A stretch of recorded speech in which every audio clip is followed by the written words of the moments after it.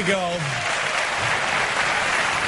So this will be now October 1st, 1993, and I think it's safe to say that some of the references now, I mean 16 years ago, are not going to seem perhaps all that contemporary, but I bet it'll just be fine. Have you must have seen the videotape, right? This is not the first time you've seen it? No.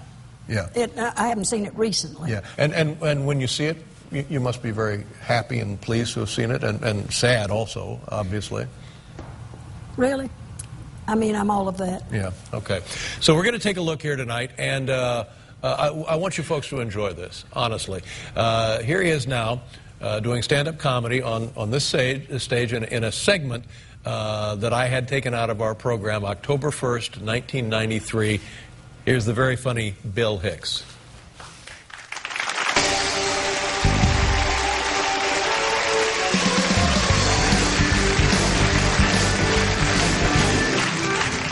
Thank you. Good evening.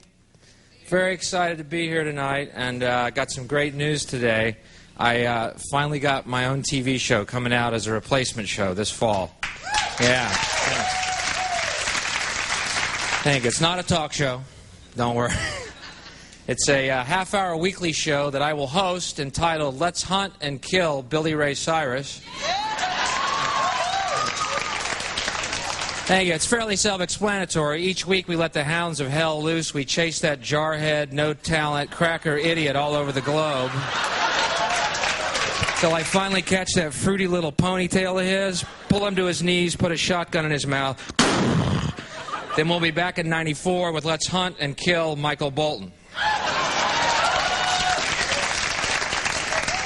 Also look out for our Vanilla Ice, MC Hammer, Marky Mark Christmas special. And I don't want to give away any surprises, but Marky Mark's the first one we catch and kill on that show because his pants kept falling around his ankles and he couldn't run away. I crossbow him right in the abs. Bring the whole kids, the family, and everything. It's a Christmas spectacular.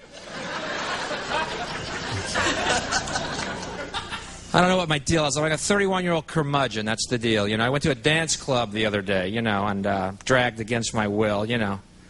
And this girl asked me to dance, which I thought was hilarious, you know. Would you like to dance? You know, I'm like, yeah, you read my mind, you know.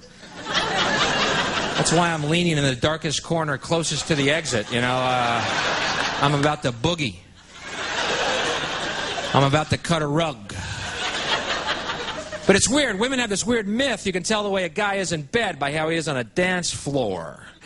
I think that's ridiculous. What does it matter? You know what I mean? If a guy is on a dance floor really getting into it, enjoying himself, expressing himself, what does it matter how he is in bed? He's gay.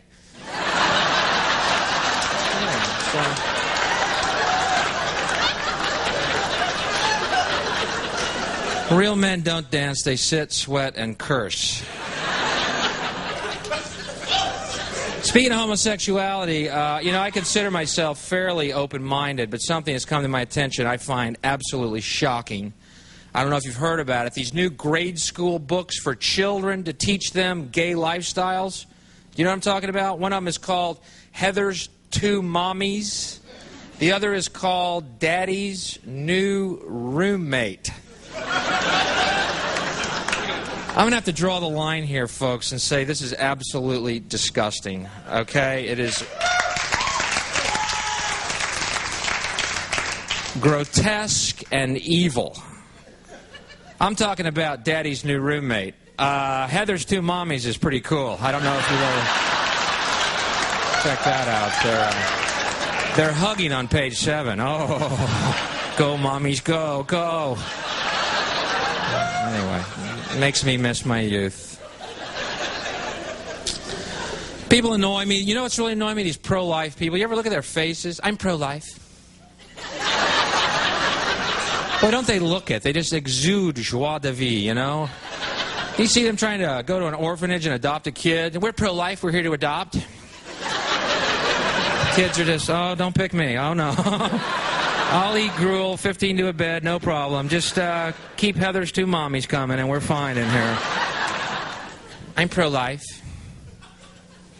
You know, if you're really pro-life, do me a favor. Don't lock arms and block med clinics, okay? If you're so pro-life, do me a favor. Lock arms and block cemeteries, okay?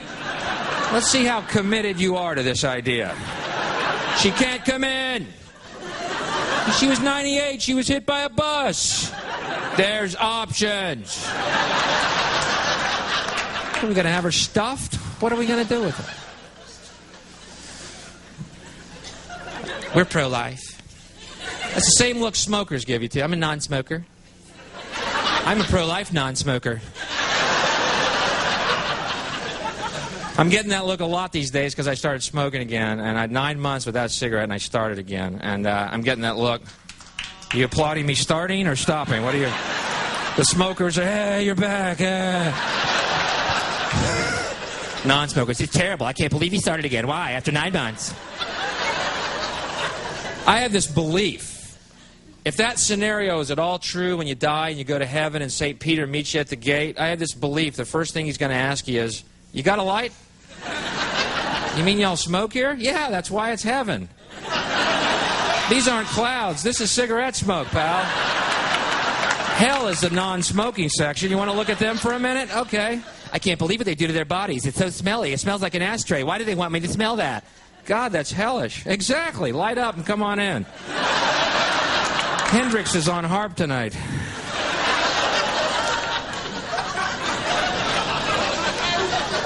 So I've been traveling. I was in Australia.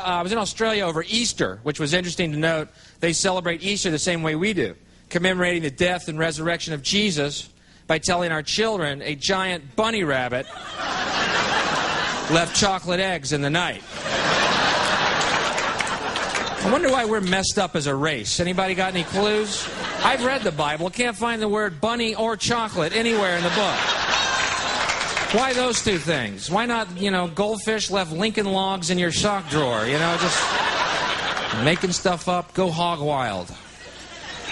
But I think it's interesting to note how people act on religious beliefs. You know what I mean? Like a lot of Christians wear crosses around their necks. Nice sentiment. But do you think when Jesus comes back, he's really going to want to look at a cross? Ow. That may be why he hasn't shown up yet. He's going, man, they're still wearing crosses, Dad. I'm not going. No.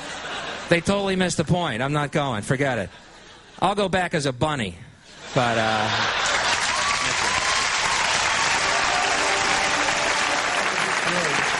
Just great.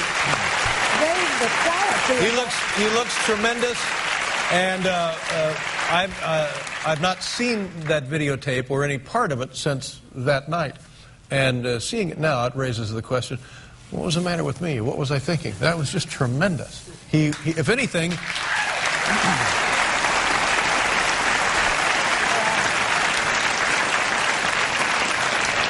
It says a great deal about me. It says more about me as a guy than it says about Bill, because there was absolutely nothing wrong with it. Just perfect. And the fact that, and I expected it to be somewhat dated, being that old. Man, it's not. It's just great. In fact, I guess this speaks to the suggestion that he was way ahead of his time. Mary, this has been a good night for me, and I hope a good night for you. It's been a very good night. God bless you. Thank you very much. Nice to see you. We'll be right back with the Gaslight Anthem, everybody.